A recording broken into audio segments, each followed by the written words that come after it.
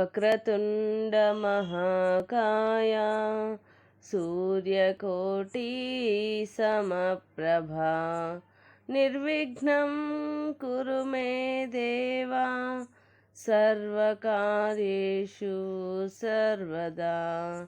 గురుబ్రహ్మా గురుర్విష్ణుః గురుర్దేవో మహేశ్వరః గురుః సాక్షాత్ పరబ్రహ్మ తస్మై శ్రీ గురవే నమః. మనోజవం మారుతతుల్యవేగం జితేంద్రియం బుద్ధిమతాం వరిష్టం వాతాత్మజం వానరయూథముఖ్యం శ్రీరామదూతం శిరసా నమామి. ఆపదామపహర్తారం దాతారం సర్వసంపదాం లోకాభిరామం శ్రీరామం భూయో భూయో నమామ్యహం. జై హనుమాన్. శ్రీ సీతారామాభ్యాం నమః. శ్రీమద్ వాల్మీకి రామాయణము సుందరకాండము 20వ సర్గము. రావణుడు సీతను ప్రలోభపెట్టజూచుట. పతివ్రతయు తపోనిష్టలో నున్నదియు దుఃఖితయు దీనురాలును అయి ఉన్న ఆ సీతాదేవికి రావణుడు హస్తముఖాది సంజ్ఞలతో మధురవచనముల ద్వారా తన మనోభావములను ప్రకటించను. ఓ సుందరి సీత, నన్ను చూసి నీ వక్షస్థలమును హస్తములతో కప్పుకొనుచున్నావు. నాకు భయపడి నీ ముఖమును చాటువేసి చేసుకొనగోరుచున్నావా ఏమి? సర్వాంగ సుందరి సద్గుణ సంపన్న సకల లోకములను ఆహ్లాదపరచు ఓ విశాలాక్షి, నేను నిన్ను ప్రేమించుచున్నాను. ఓ ప్రియురాలా, నన్ను ఆదరింపుము. ఓ సీత, మనుషులు కానీ కామరూపులైన రాక్షసులు కానీ ఇక్కడ లేరు. నేను ఒక్కడనే ఉన్నాను. నా వలన నీకు ఏమాత్రమూ భయం అక్కరలేదు. ఓ భయస్వభావురాలా, బలాత్కారముగా పరస్త్రీలను అపహరించుటయు పొందుటయు రాక్షసులకు అన్ని విధములుగా స్వధర్మము. ఇందు సందేహమునకు తావేలేదు. ఓ మైథిలి, అది అట్లుండనిమ్ము. సహజముగా నేను కామాతురుడను. మన్మధుడు నాలో కామ వికారములను ఎంతగా రెచ్చగొట్టినను కొట్టనిమ్ము. కానీ నాపై ప్రేమ లేని నిన్ను తాకనే తాకను. కనుక ఓ దేవి, నీవు భయపడవలసిన పని లేదు. నన్ను నమ్ముము. మనస్ఫూర్తిగా ప్రేమింపుము. ఇట్లు శోకింపకము. ఒంటి జడ కలిగి ఉండుట, నేలపై పరుండుట, ఎల్లప్పుడూ ఆలోచించుచుండుట, మలిన వస్త్రములను దాల్చుట, నిష్కారణముగా ఉపవాసములు చేయుట, ఇవన్నీను నీకు ఏమాత్రమూ తగినవి కావు.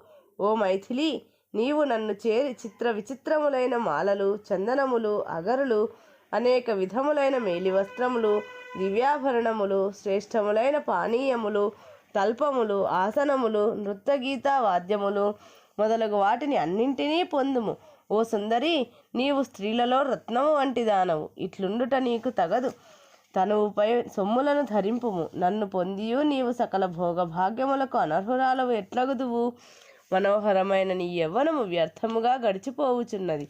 ఆ తారుణ్యము తరిగిపోయినచో శీఘ్రముగా ప్రవహించు నదీ జలము వలె తిరిగి రాదు.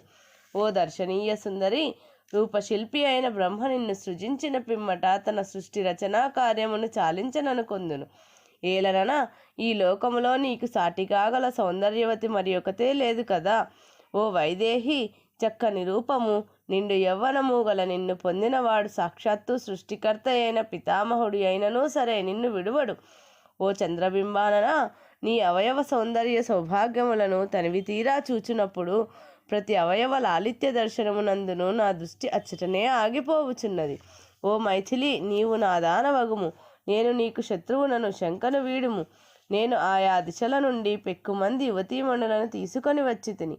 వారందరిలో నీవే నాకు పట్టపురాణివి అగుదువు. నీకు మేలగును. ఓ భయస్వభావురాలా, నేను సకల లోకములను జయించి అతడి సంపదలనన్నింటినీ తీసుకొని వచ్చి తిని. అవి అన్నీను నీవే. నా రాజ్యమంతైనూ నీదే. ఇంత ఏలా నేనును నీవాడనే. ఓ విలాసిని, ప్రసిద్ధములైన మహానగరములతో నిండిన ఈ సమస్త భూమండలమును నేను జయించి నీ కొరకై దానిని నీ తండ్రి అయిన జనకునకు ఇచ్చివేసేదను. ఈ లోకములో ఎంత గాలించి చూచినను నన్నెదిరింపగల యోధుడు ఎవ్వడునూ లేడు. రణరంగమున సాటిలేని నా మహాపరాక్రమమును గూర్చి నీవు తెలుసుకొనుము. యుద్ధ భూమిలో పెక్కు పర్యాయములు నేను సురాసురులను మట్టికరిపించి తిని. వారి ధ్వజములను భగ్నమునర్చి తిని. వారెవ్వరును శత్రువులుగా నా ఎదుట నిలువజాలరు. ఇప్పుడు నీకు నచ్చిన విధముగా అలంకరించుకొనుము. కాంతులను విరజిమ్ముచున్న సొమ్ములను ధరింపుము. ఓ వరానన, అలంకరింపబడిన నీ రూపమును కనులారా గాంచెదను. నా మీది దయతో అలంకారములను దాల్చి నాకు అనుకూలవతివి కమ్ము. నీకు ఇష్టమైన రీతిగా భోగములను అనుభవింపుము. పానీయములను సేవింపుము. నాతో రమింపుము. నీ ఇష్ట ప్రకారము భూమిని సంపదలను పంచిపెట్టుము. నా యందు విశ్వాసముంచి ప్రీతిని గూర్పుము. నిస్సంకోచముగా నన్ను నీ సేవకునిగా భావించి ఆజ్ఞాపింపుము. నన్ను అనుగ్రహించి నాతో కూడి నీవు ఆనందించినచో నీతో పాటు నీ బంధువులను భోగములను అనుభవించెదరు. ఓ మంగళప్రద, ఒక్కసారి ఇటు మరలి నా ఐశ్వర్యమును, తేజస్సును, కీర్తిని బాగుగా పరికింపుము. ఓ సుందరి, నార చీరలను ధరించి ఉన్న రాముని వలన నీకు ఒరుగునది ఏమి? రాముడు జయమును, సంపదలను కోల్పోయినవాడు, పైగా అడవుల పాలైనవాడు, మునివ్రతమును పాటించుచు నేలపై శయనించుచున్నవాడు. ఇంతకును అతడు జీవించి ఉన్నాడో లేడో? ఓ వైదేహి, వర్ష సూచకముగా కొక్కెరల గుంపులు సంచరింపగా నల్లని మేఘములు దట్టముగా ఆకాశమును ఆవరించును. అందువలన రాత్రివేళ వెన్నెలలు కనిపింపవు. అట్లే నా చెంత చేరి వెన్నెల వలెనున్న నిన్ను రాముడు పొందలేడు కదా, సరికదా? చూడను కూడా చూడలేడు. హిరణ్యకశిపుడు ఇంద్రహస్తగ్రతయైన తన భార్యను తిరిగి పొందగలిగాను, కానీ నా చేత చిక్కిన నిన్ను రాఘవుడు మరలా పొందజాలడు. అందమైన చిరునవ్వు, చక్కని పలువరుస, విశాల నేత్రములు గల ఓ విలాసిని, భయస్వభావురాల, గరుత్మంతుడు సర్పమును హరించినట్టు నీవు నా మనస్సును హరించు. నీవు సుందరాంగివే అయినను నలిగిపోయిన పట్టు వస్త్రమును ధరించి ఉంటివి, అలంకరించుకొనలేదు. అయినను నిన్ను చూచిన పిమ్మట నా సతులపై నాకు మనస్సే పోవుటలేదు. నా అంతఃపురమున సర్వసద్గుణ సంపన్నులైన కాంతలు ఎందరో కలరు. జానకి, నన్ను చేపట్టినచో వారందరిపై ఆధిపత్యము నీదే అగును. ఓ నల్లని కురులు గల సీత, ముల్లోకములయందును సర్వశ్రేష్ఠులైన ఆ తరుణీమణులు లక్ష్మీదేవిని అప్సరసలు సేవించినట్లు నీకు ఊడిగములను సలుపుదురు. ఓ శుభాంగి, కుబేరుణ్ణి జయించి నేను తీసుకొని వచ్చిన రత్నములను, ధనరాశులను, ముల్లోక సంపదలను అనుభవించుచు నాతో కూడి హాయిగా నుండుము. ఓ దేవి, తపస్సు, బలపరాక్రమములు, సంపదలు, తేజస్సు, కీర్తి ప్రతిష్టలు మున్నగు వాటిలో ఏ విషయమునను రాముడు నాతో సమానుడు కాజాలడు. ఓ లలన, ధనరాశులను, రాజ్యములను నీకు అప్పగించదను. యథేచ్ఛగా త్రాగుము, విహరింపుము, క్రీడింపుము, భోగములను అనుభవింపుము, నాపై ప్రేమ చూపుము. అంతేకాదు, నీ వలె నీ వారు కూడా హాయిగా ఆనందింపవచ్చును. ఓ భయస్వభావురాల, మేలిమి బంగారు ఆభరణములను ధరింపుము.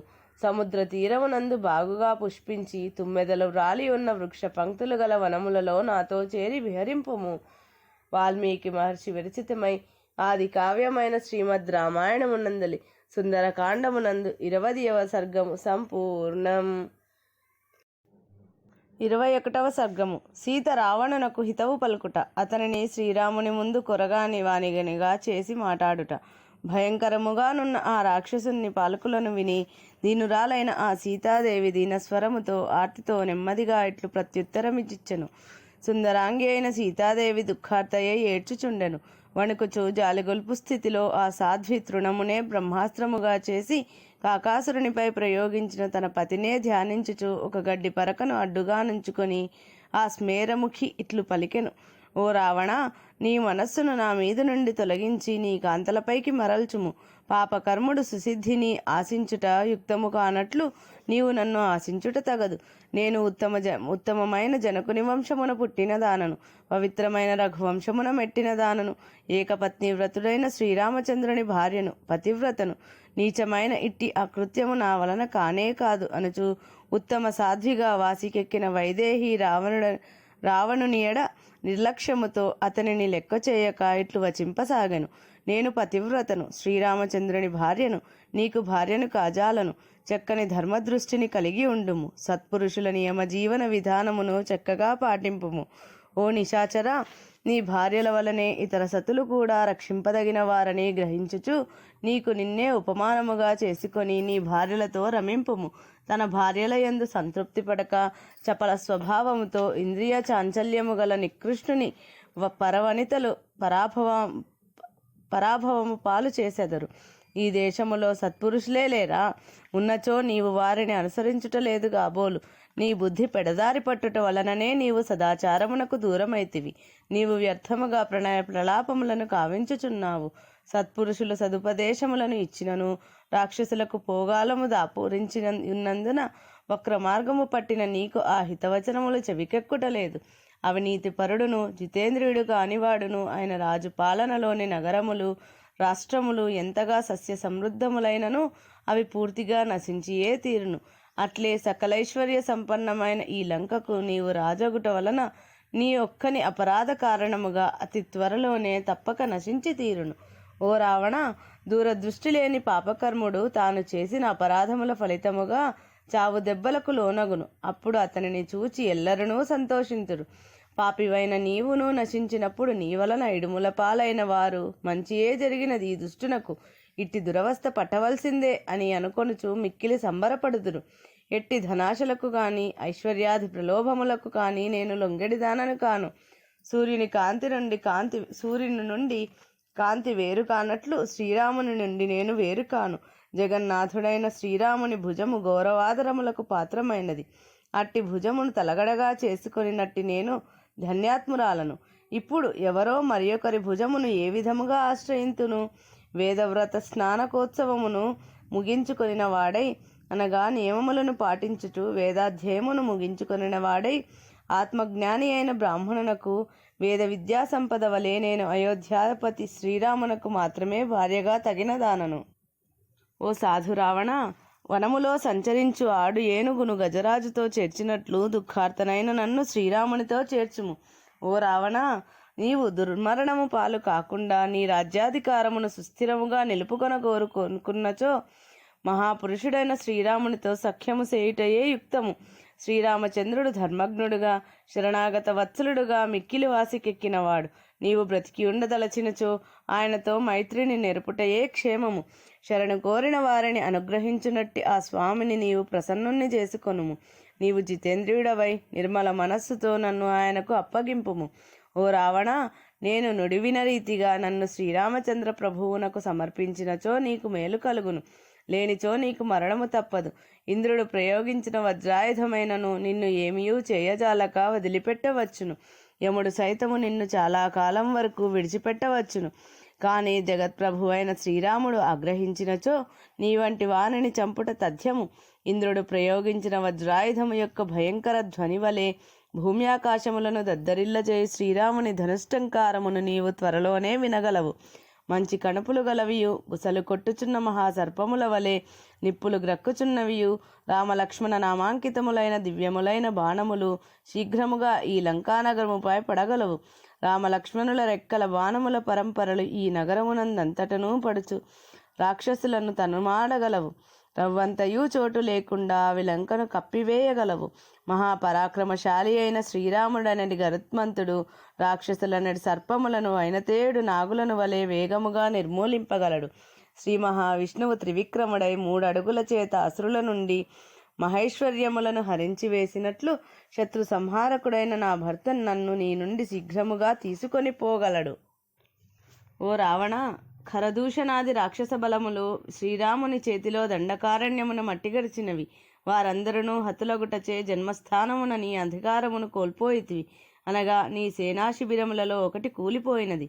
అంతేకాక రణరంగమున రాముని ఎదిరించి యుద్ధము చేయుటకు చేతగాక నీవు ఈ దొంగ పని చేసితివి. ఓ నీచుడా, సింహపరాక్రములైన రామలక్ష్మణులు బయటకు వెళ్ళుట చూచి వారు లేనప్పుడు ఆశ్రమములో ప్రవేశించి నన్ను అపహరించుకొని వచ్చితివి. పెద్ద పులుల జాడలను పసిగట్టి కుక్క అచట నిలువజాలనట్లు రామలక్ష్మణుల వాసన తగిలినను నీవు తట్టుకొనజాలవు. ఇక వారి ఎదుట ఎట్లు నిలువగలవు? దేవేంద్రుని 2 బాహువులను వృత్రాసురుడి వంటి చేయి ఎదుర్కొనలేనట్లు రామలక్ష్మణులతో నీకు యుద్ధమే సంభవించినచో నీవు వారిని జయించుట కల్లా సూర్య భగవానుడు తన కిరణములచే చిన్న మడుగులోని జలములను శుష్కింపజేసినట్లు నా భర్త అయిన శ్రీరాముడు సలక్ష్మణుడై తన బాణములతో నీ ప్రాణములను తీయగలడు. నీకు ఆయువు మూడినది. ఎంతటి మహావృక్షమైనను పిడుగుపాటు నుండి తప్పించుకొనజాలనట్లు కైలాసగిరికి పరుగులు తీసినను, కుబేరుని అలకాపురికి చేరినను, వరుణదేవుని సభను ఆశ్రయించినను శ్రీరాముని నుండి నీవు తప్పించుకొనలేవు. ఇది తథ్యము. వాల్మీకి మహర్షి విరచితమై ఆది కావ్యమైన శ్రీమద్ రామాయణము నందలి సుందరకాండమునందు 21వ సర్గము సంపూర్ణం.